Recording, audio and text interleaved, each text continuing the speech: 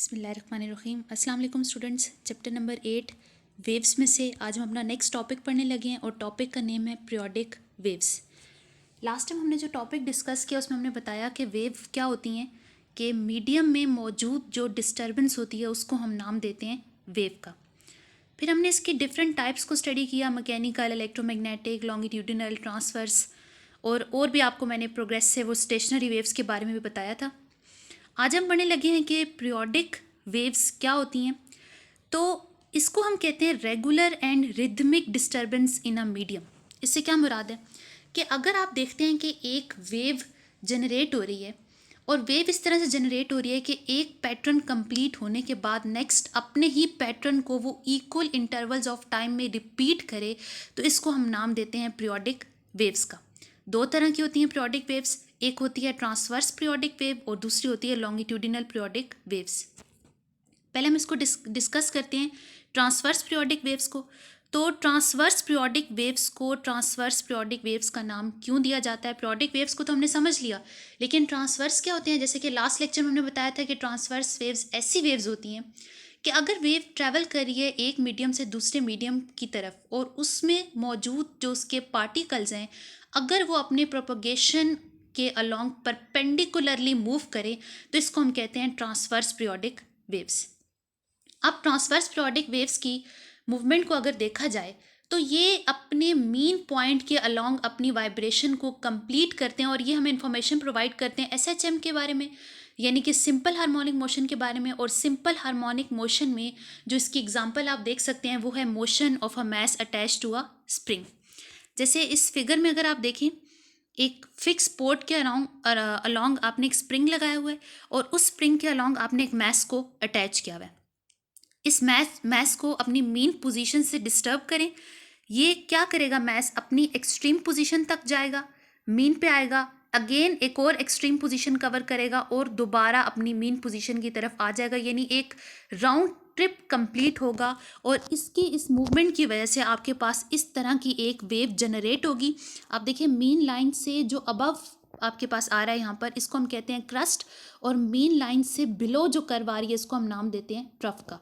और crust to crust और trough to trough जो डिस्टेंस है इसको हम कहते हैं वेवलेंथ, जिसको हम रिप्रेजेंट करते हैं लैम्डा के साथ।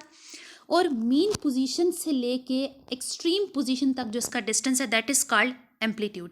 अब चाहे आप मीन लाइन से अबव देखें एम्पलीट्यूड या मीन लाइन से बिलो को एम्पलीट्यूड को ऑब्जर्व करें, दोनों तरफ एम्पलीट्यूड इसका सेम रहेगा। नेक्स्ट हम यहाँ पे एग्जाम्पल तो इसकी देख ली, motion of a mass attach to a spring की, कि स्प्रिंग की मूवमेंट के साथ साथ आप देखिए आपके पास एक वेव जनरेट हो रही है। और जैसे मैंने आपको बताया पीरियोडिक वेव्स कौन सी वेव्स होती हैं? जो आपको रेगुलर एंड रिदमिक डिस्टर्बेंस किसी मीडियम में प्रोवाइड करती हैं, इसको हम कहते हैं पीरियोडिक वेव्स। यानी कि आप हर इक्वल इंटरवल के बाद देखें तो सेम वेव्स आपके पास जनरेट हो रही हैं। इसका मतलब कि एम्पलीट्यूड तो आपके पास सेम आ रहा है, यानी कि आपने एम्पलीट्यूड देख लिया कि मीन लाइन से अबव देखें, बिलो देखें, क्रस्ट का देखें, ट्रफ का देखें, एम्पलीट्यूड सेम आ रहा है। उसके बाद हम बात करते हैं यहाँ पर टाइम पीरियड की। तो टाइम पीरियड क्या होता है कि आप देखें ज़ीरो से लेकर जो उसने यानी कि अपनी मीन पोजीशन से लेके बहुत एक्सट्रीम्स तक का डिस्टेंस और अगेन मीन तक आने तक जितना डिस्टेंस उसने कवर किया है, वो एक जो आपका कंप्लीट राउंड ट्रिप आया है that is called time period, जिसको हम कैपिटल टी से भी रिप्रेजेंट करते हैं। और फ्रीक्वेंसी क्या होती है? नंबर ऑफ ऑसिलेशंस और वाइब्रेशंस इन अ सेकेंड। तो इसका मतलब है कि यहाँ पर amplitude, frequency, time period same रहता है। और फ्रीक्वेंसी का आप लोग फार्मूला जानते हैं, F is equals to 1/T। तो ये ट्रांसवर्स पीरियोडिक वेव्स का एक पैटर्न था जो हमने डिस्कस किया कि ट्रांसवर्स पीरियोडिक वेव्स कैसे जनरेट हो रही हैं। हमने motion of a mass attach to a spring की एग्जांपल देखी और वहाँ से हमने ट्रांसवर्स पीरियोडिक वेव्स को प्रूव किया, जिसका पैटर्न आपके पास इस तरह का जनरेट हो रहा था।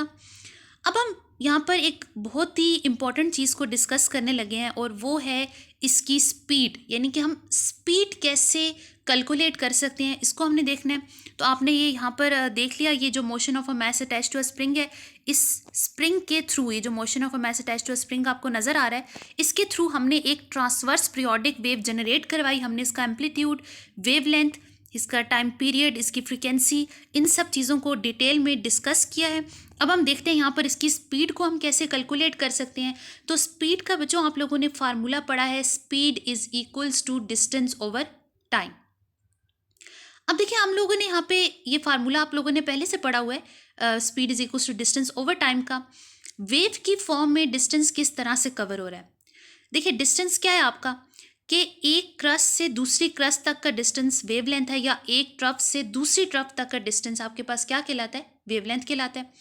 तो डिस्टेंस के बजाय आप वेवलेंथ लिख लें, और जो टाइम है क्योंकि वो टाइम पीरियड की फॉर्म में कवर हो रहा है, जो एक कंप्लीट राउंड ट्रिप आपके पास आ रहा है, तो इसको हम कैपिटल टी से रिप्रेजेंट कर लेते हैं। अब क्योंकि हम जानते हैं कि एफ किसके बराबर होता है, 1/t के, तो आपने जो अबव इक्वेशन लिखी है v is equals to wave length over T, इसमें 1/t एफ के बराबर है, तो यहाँ से आपके पास एक इक्वेशन आ जाएगी v is equals to F lambda. ये वो इक्वेशन है जो आगे भी आप लोग फार्मूलों में इस्तेमाल करेंगे, बहुत ही इंपॉर्टेंट इक्वेशन है। स्पीड फाइंड करने का फार्मूला है v is equals to F lambda. ये रिलेशनशिप शो करता है वेलोसिटी, फ्रीक्वेंसी एंड वेवलेंथ का, बहुत ही इंपॉर्टेंट है ये। और हमने ट्रांसवर्स पीरियोडिक वेव को डिटेल में समझ लिया। इंशाल्लाह अब नेक्स्ट लेक्चर में हम लॉन्गिट्यूडिनल पीरियोडिक वेव्स को समझेंगे।